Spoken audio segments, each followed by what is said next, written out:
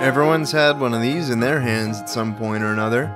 We're talking about sponges, of course. Today we've got 8 cool tricks that you can do with sponges. Let's go.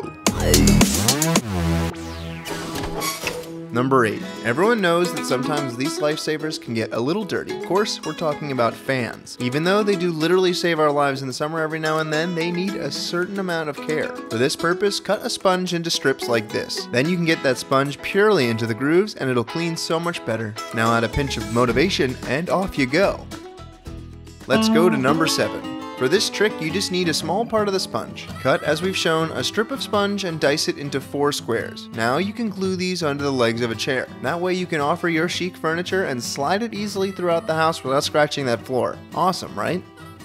Continuing on with number 6. This beautiful trick has its very own function. Cut a sponge just like this one, then repeat it exactly with another sponge. Now stick both of those sliced sponges onto a pair of tongs. With this rather strange design, you can now perfectly clean very hard to reach areas.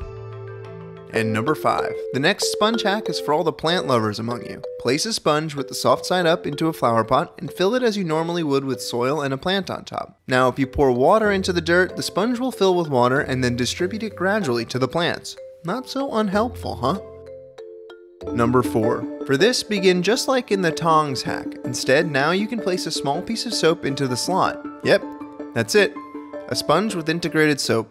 And number 3, this trick should be a revelation especially for the ladies. From multiple sponges, cut some thin sheets. Then roll up the soft part of the sponge and place them into a small glass. Last but not least, add some nail polish remover and ta-da! A self-made nail polish remover jar. Works like a charm.